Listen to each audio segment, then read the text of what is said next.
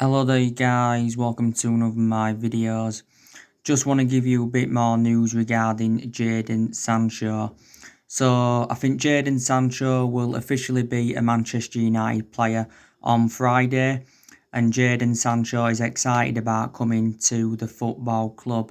Now we are going to get him in a deal worth around £108 million. That's obviously now going to make him our most expensive signing and he will be the most expensive English player in history. We are going to pay this in instalments. I think we are going to pay around £63 million up front. Then we're going to pay a further £27 million and then a further £18 million over the course of the next 2 summers. Jadon Sancho has agreed a 5-year contract with the football club worth around £340,000 a week. That will make him the 3rd highest paid player in the Premier League. Obviously, Fabrizio Romano, he broke out the news yesterday and he said that negotiations between Manchester United and Borussia Dortmund are at an advanced stage. So yes, Jadon Sancho is going to be our first signing in this summer transfer window, and he's going to be our 6th signing overall under the Ole Gunnar Solskjaer era and our 5th permanent signing. And like I said, I knew we was going to get Jadon Sancho when we got qualification for the Champions League. I said to you, didn't I, if we hadn't got qualification for the Champions League, then I don't think it'd have come to Manchester United. But throughout the course of this transfer saga regarding Sancho, Borussia Dortmund have remained ruthless over their valuation. They have said several times that they want over £100 million for the player. Don't forget, for long periods, we was not willing to meet Borussia Dortmund's valuation. At one point it said we was only willing to pay £50 million. Then it said, we was only willing to pay £80 million. There were stories coming out from the German press last week, or was it the other week, saying that we had an £89 million bid turned down for Sancho, but actually Manchester United had denied this. And it also said last week that we had agreed an initial £60 million fee with Borussia Dortmund, and there was going to be like £30 or £40 million in add-ons. Jadon Sancho is going to be wearing the number 7 shirt, because we have got number 7 vacant at the moment, and like I've said before, we've had a lot of good number 7s up and down the generations. We had the likes of Cristiano Ronaldo, best number 7 we had and best player we've had in the Premier League era. We had the likes of George Best, Eric Cantona, David Beckham. Michael Owen was in number 7 at one point, and we had Depay and Sanchez in the number 7. But obviously, Depay and Sanchez were very, very inconsistent.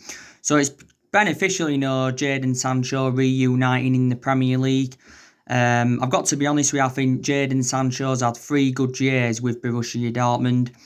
Obviously, Dortmund paid just £8 million for him from Manchester City, so they are going to make a huge profit on the player, and Sancho still got a contract with Dortmund until 2022. Sancho did endure 2 years at Manchester City, but the main explanation why he had to leave is because he did not get assured any first team opportunities. And before he was at Manchester City, he was at Watford, and he was at Watford for several years. Borussia Dortmund have let quite a few of their players go to the Premier League in recent years. Jadon Sancho is going to be leaving them soon. Obviously, Aubameyang left them a few years ago. Also, too, Christian Pulisic, left them. Ilkay Gundogan left them at one point, Mkhitaryan left them, Shinji Kagawa left them at one point, and there's also players that they've let go who didn't go to the Premier League, they let Ousmane Dembele go quite a few years ago to Barcelona, they also let Matt Hummels go to Bayern Munich, but there again, Dortmund have recruited some good players in recent years. Obviously, they bought Jude Bellingham in from Birmingham the other week. They obviously, brought Erling Haaland in January. There's other good players that they've brought in. Obviously, they brought Emre Can in, Julian Braun, Thorgan Hazard. But there you go. We're very, very excited about Jadon Sancho coming in, and I've outlined the reasons why I want Sancho at Manchester United is because he's well proven in the Premier League. Plus, he's got a very, very good friendship with Marcus Rashford. I think he's actually in regular contact with Marcus Rashford. And he's predominantly a right winner, and obviously Man United are in search for a right winner. But he'll go very, very well in our attacking line. Sancho's a player that can score goals, he can create chances, and his runs on off the ball are very, very good. Obviously, we had Michael Zorg, Borussia Dortmund's director, recently saying that he hopes Sancho can remain at Borussia Dortmund for another season, but we know now that's not going to happen. I knew there was a lot of trustworthy in this straight away, as soon as it got reported out from the BBC and Sky Sports, because they are two reliable sources, are the BBC and Sky Sports. Borussia Dortmund said anyway, they've come to accept the fact Sancho wants to leave. So obviously, they're now in the market trying to get a replacement for him. They've recently been interested in Memphis Depay from Lyon. They've been interested in Rashica from Werder Bremen. And they've also been interested in Jonathan Eacock from Lille. I think he's valued at around £41 million. But don't forget, for a while, we was looking at alternatives to Sancho because, got to make an admission, these cheaper solutions than him. Was obviously, looking at the likes of Ferran Torres. He's on the verge of joining City. We was looking at Thiago Almeida from Sarsfield. We was also looking at Ousmane Dembele from Barcelona. We inquired about Kingsley Coman the other week from Bayern Munich and that. But yeah, definitely Jadon Sancho is coming to Manchester United. And with Jadon Sancho coming in, I think Mason Greenwood's role at the football club will be changed. And there's a possibility, chance now that we could actually loan Daniel James out. So that is the breaking news regarding Sancho. It did say during his time at Manchester City that he visited our Carrington training ground. It also mentioned that Sancho had actually forced Angel Gomez to depart Manchester United because obviously, we do know that Angel Gomez has left. So, yeah, the terms have been agreed, the contract's been agreed and all of that. And we know now how much Manchester United are going to pay for the player. Maybe if it weren't for, the coronavirus pandemic, then maybe we would have paid all this all in one go. But instead, we are paying it in instalments. But like I said, for quite a while, Fabrizio Romano was talking about the Sancho transfer saga. And Fabrizio Romano's reliable. Christian Falk, he's spoken about the other week. Simon Stone from the BBC a few times has also spoken about it. But Jadon Sancho is definitely the signing of the summer. He really, really is. But it's very, very good news now that we are going to get our number one priority target because we first expressed our interest in Jadon Sancho back in 2017. But we're the only club that are in for him now anyway because Liverpool are no longer in for him. Chelsea are no longer in for him. But there was in for him at one point.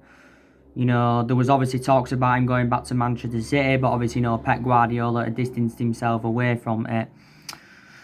And, yeah, so that is the latest news on Jadon Sancho. Obviously, we know that we need more signings than Jadon Sancho. I think it did say that Ole Gunnar Solskjaer could sign 3 more players after we've completed the signing of Sancho. And there's obviously, a lot of players on our agenda. Obviously, we've been in for that Gabriel Magalhaes from Lille. Obviously, it did say recently that he's going to make a decision on his future in the next couple of days. I think it mentioned. It did recently say from RMC Sport that Man United have been in negotiations with Gabriel Magalhaes' representatives, and it did say we've put around the €27 million bid in plus add-ons. And he is a cheap solution, but Man United are not the only club that are in for him. Arsenal have been in for him. Everton have been in for him. It says PSG have been in for him. Napoli have been in for him. It did say from Sky Sports recently that Napoli are emerged as the front runners to get him. Don't forget Napoli, did sign Victor Osimhen from Lille for £45 million, I think it was. Gabriel Magalhaes, I think he's enjoyed 3 seasons with Lille. I think he's made around 52 appearances for them since his arrival. He has got a contract with Lille until 2023. Lille paid $1.5 million for him from Avia. He also had loan spells with Troyes and Dynamo Zagreb, and he is only the age of 22. Do you think he'd do well alongside Harry Maguire in our back line? He could possibly be our second signing in the summer, could Gabriel Magalhaes. Because we are looking to get a centre-half in, despite the fact that we have got 7 centre-halves in the team. Obviously, Kalidou Koulibaly from Napoli, he's still on our agenda. But obviously, Napoli have said that they want £8 to £1 million for him. Obviously, Jack Grealish, he's still on our agenda. Jack Grealish is a priority target for us. I don't know if we're going to get Jack Grealish, to be honest with you. I think £80 million is far too much for Jack Grealish. I think it's probably worth around £40 or £50 million. Now that obviously, Aston Villa have stayed up, there's a chance that Jack Grealish could stay at Aston Villa for at least another season. Dean Smith was talking recently, the Aston Villa boss, and he said that Villa have no intentions of selling him, and he said his future will be resolved sometime this month. Arsenal were recently in for Grealish. I would take Grealish at Man United if the opportunity was there, because he's well proven in the Premier League. His hold-up play is good. Obviously, up until this point, he's spent the entirety of his career with Aston Villa. He's been a Villa player since the age of 6, and he's been in their senior squad since 2014 as Grealish. And he's got a contract with Aston Villa until 2023. So he still remains on our agenda, does Grealish. I give you the news, didn't I, regarding Raul Jimenez?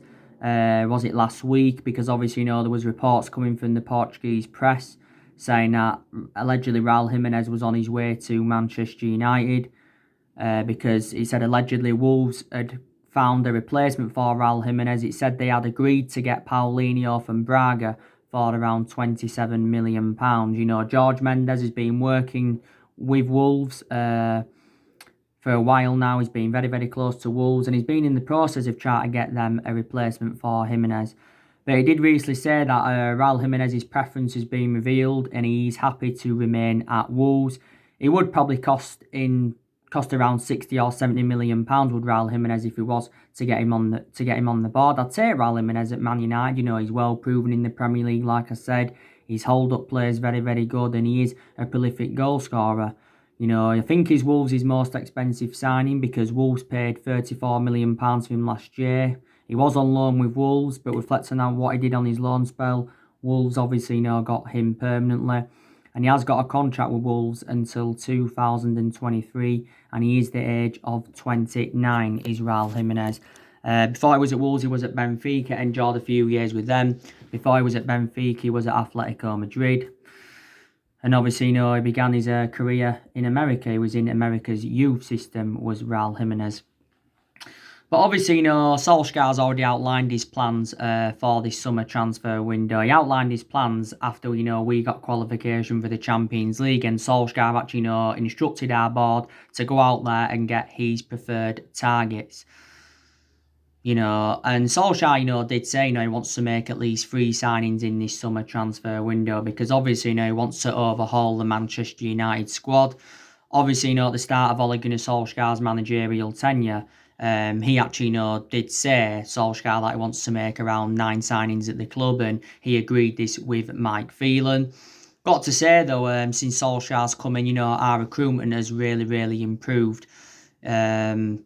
Obviously, so far he's made 4 permanent signings at the football club. Obviously, it's going to be 5 when Jadon Sancho is official.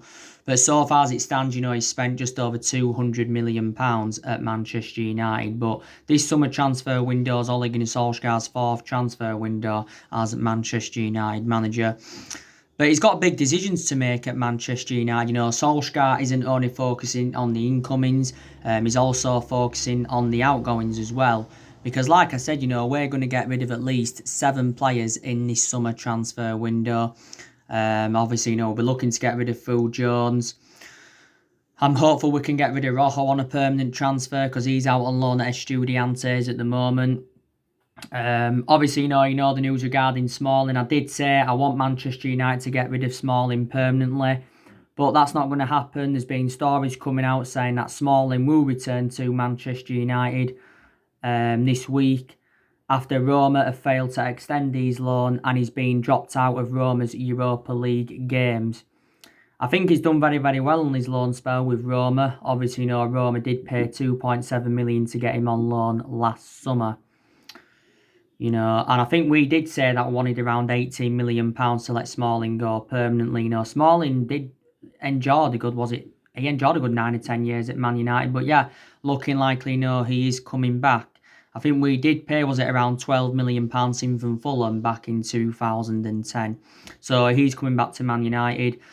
I think we need to get rid of Diego Dalot because I don't think Diego Dalot is good enough to represent the football club. Obviously, he's our backup right back to Wan-Bissaka. Obviously, we've got Diego Dalot in Jose Mourinho's final transfer window. We did pay £19 million in from Porto. And Diego Dalot's got a contract with us till 2023, but he only made one start in the Premier League throughout the course of the season because he had a few injuries earlier on in the season. Hopeful that we can, get rid of Jesse Lingard. And hopefully we can get rid of Andres Pereira because obviously, Andres Pereira, doesn't even get in the team. Obviously, the news regarding Alexis Sanchez. I give you the news regarding Alexis Sanchez this morning. It has confirmed. Well, Fabrizio Romano broke out the news. He said that Manchester United and Inter Milan have agreed a transfer regarding Alexis Sanchez. And it says that Sanchez is going to be joining Inter Milan on A3. So Inter Milan are not going to be paying any transfer fee for him. And Inter Milan, I think, are going to pay him around €7 million a year, which I think equates to around £125,000 a week after tax. But it did recently say that Inter Milan were going to get Sanchez permanently for around 13.5 million. But some United fans will be infuriated that, we're not demanding a fee for Sanchez and we're just letting him go on a free transfer because, Sanchez did still have a contract with Man United until 2022.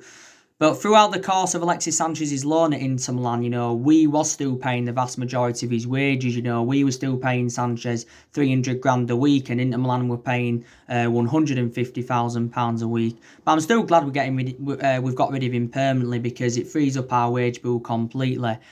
Sanchez's wages at Man United are like £400,000 a week, potentially rising up to £500,000 a week. Based on the image rights and the bonuses.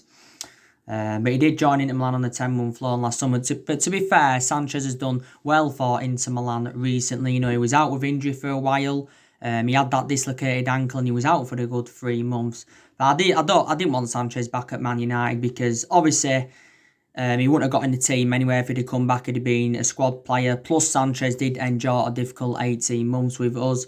We did get him back in January 2018 as part of a swap deal of Mkhitaryan going to Arsenal and that. And we thought he'd have exceeded expectations at Man United, but obviously, no, he didn't. So Sanchez has now left the football club permanently. I don't think it's official as yet, but will be official very, very soon. So, very, very positive news. I think Solskjaer's going to also loan some players out. I want to put into the equation. I think we're going to consider loaning James Garner out because obviously, James Garner isn't getting in the team enough. Cardiff, Swansea and Sheffield Wednesday want him to Heathchan. I think we should loan him out because obviously, he's not getting in the team enough. Dylan Levitt, we should also loan him out. Tuanzebe, Fosu-Mensah, they should also be loaned out because, they're not getting in the team enough. I think Joe Pereira will also get rid of him permanently because he's out on loan with Hearts at the moment. Solskjaer has also got a goalkeeping decision to make. I think, for next season, Manchester United should put Dean Henderson as number one because, Dean Henderson has now got that experience behind him because he's endured 2 successful loans with Sheffield United. And I've got to say, he has been Sheffield United's player of the season as Dean Henderson. Dean Henderson's had quite a few loan spells, with Stockport, Grimsby and Shrewsbury. We got Dean Henderson back in 2011 from Carlisle. Obviously, we got him at the age of 14. Dean Henderson's still got a contract with us until 2022. But Sky Sports did recently say that with contract talks with Dean Henderson have hit a crucial stage and his future will be much clearer in the next couple of weeks. And I think we're looking to get Dean Henderson a 5-year contract at the football club. Could be, one of the highest paid players. One of the highest paid goalkeepers, in Europe, could Dean Henderson. I still believe that Chelsea want Dean Henderson. It said the other week that Chelsea were willing to more than double his wages. They were willing to offer him around £170,000 a week. But I think, we need to put Dean Henderson as number one for next season. Solskjaer did recently say that I don't think Dean Henderson's ready to become Man United's number one goalkeeper as yet. still believes he needs a bit more experience behind him. But David De Gea is our number one. And he has been our number one for several years. And, we've been very, very critical of De Gea. This was De Gea's 9th season at Manchester United. And De Gea is now approaching his 10th year at the football club. Like I've said before, I think De Gea's had 7 good years out of the 9 years he's been at Man United. Because he's been a liability in the last couple of years. Reflects on the calamitous mistakes he's made. De Gea has made like 404 appearances for Man United in all competitions and around 300 odd appearances in the Premier League. But Solskjaer was talking about De Gea the other week, saying that he has been the best goalkeeper in the world for the last 9 or 10 years because he has won everything domestically at the football club and he has won individual awards reflect on his good run of performances. If we were to sell De Gea in this summer transfer window or was to sell him in the next year or two, we'd still get more than the 17 or 18 million that were paid for him from Atletico Madrid. De Gea is now in his late 20s in that. Obviously, we've got Sergio Romero as well. We've got to make a decision on him. It did recently say that Romero was set to have showdown talks with Solskjaer regarding his future because when Dean Henson's recalled back from his loan, Sergio Romero will be our third choice goalkeeper, won't he? And Sergio Romero won't like that. We did get Sergio Romero on a free from San Pandora back in 2015. So this was his 5th season at Man United. But he does really play in the cup games, does Sergio Romero. So Solskjaer's got decisions to make in this summer transfer window. Like I said, transfer budget got revealed. Solskjaer's got around £140 million to spend. Obviously, the vast majority of that, though, is going on Sancho. So, obviously, we sell players, our transfer budget will increase then. When we sell players. But it did confirm before the resumption of the season, I think it was, that we had taken a £140 million loan anyway, to help us get the players that we do want in and that. But one thing I'm happy about is that, Solskjaer has proved his critics wrong.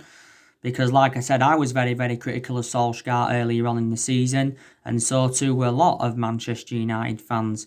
Because earlier on in the season, we enjoyed our worst start to a Premier League season ever. And at that point, Solskjaer was close to getting sacked as Manchester United manager, don't forget. But I give you the main explanations why he didn't get sacked as Manchester United manager. But I think, we've done well. Obviously, to get qualification for the Champions League. I think we got a £70 million revenue, an extra £70 million revenue for getting qualification for the Champions League. And we also finished 3rd. And, I thought it was very, very good to finish 3rd. So that's a fantastic achievement because it was only Ole Gunnar Solskjaer's first full season at the football club. Obviously, next season is definitely the big test for Solskjaer. Next season is going to be his 2nd full season at the club. Obviously, next season Solskjaer's going to have bigger expectations to exceed. Because next season, I think our expectations will be to challenge for the Premier League title. Because obviously as it stands at the moment, we are the most successful team in Premier League history. Obviously, we've won 20 titles and 13 of them are Premier Leagues. But the difference is, we haven't won the Premier League since 2013. So the last time we won it was in Alex Ferguson's last season and that. But I'm very, very confident, we can be up there challenging next season. I'm confident at some point we can get a title under Solskjaer. And if we could do this, it would be our 21st title. So Solskjaer will have to exceed expectations for next season. But there's already, been some good signings made. Obviously, Chelsea have done very, very good recruitment so far. Back in February, they got Hakim Ziyech for around 37 or 38 million. Obviously, they got Werner from RB Leipzig for 48 million. So they spent around £80 million there on 2 players. Obviously, Chelsea looking to get Havertz. They're also looking to get Ben Chilwell.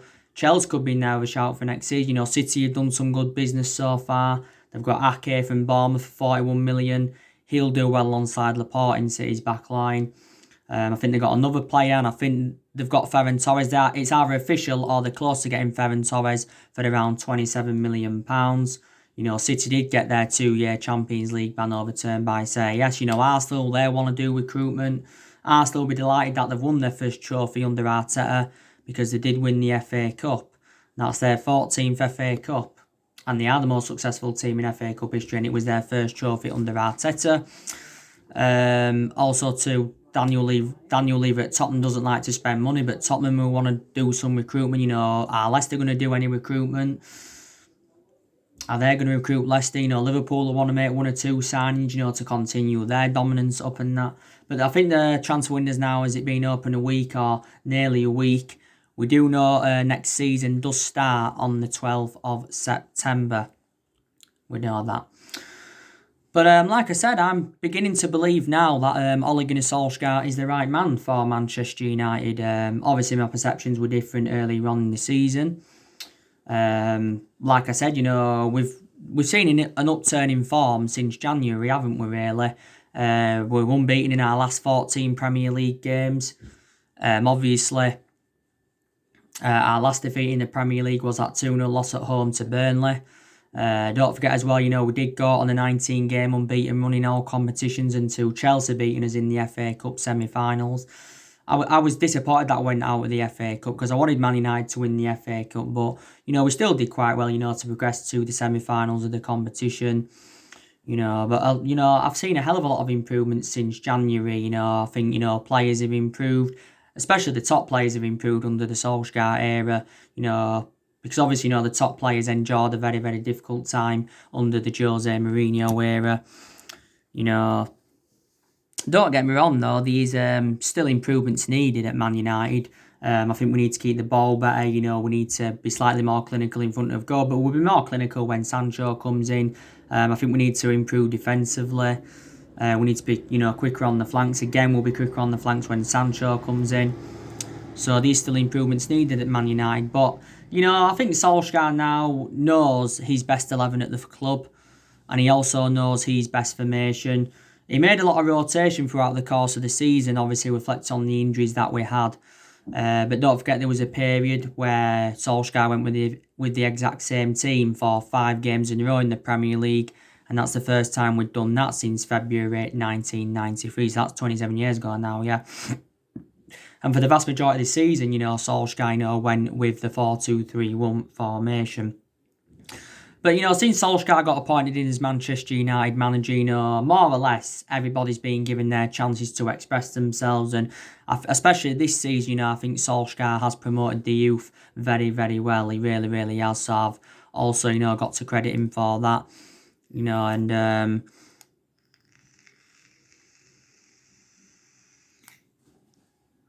we've also extended a lot of players' contracts since Solskjaer came in. But we've still got around 8 players' contracts that are due to expire next year. So obviously, we've got to make a decision on those 8 players. I think our record against the top 6 sides throughout the course of the season were good because we've taken a good 18, 19 points against the top 6 sides throughout the course of the season. So I have definitely taken positives from his tenure. Solskjaer has been at the football club now over a year and a half. And, he's been permanent Manchester United manager now for a good, 16 or 16 and a half months or something like that. But we give Solskjaer the job permanently, reflects on what he did in that 3-month period when he was the interim manager and that. And Solskjaer has now got that managerial experience behind him, because he's been here a while now and, Man United is the 3rd club in his managerial career.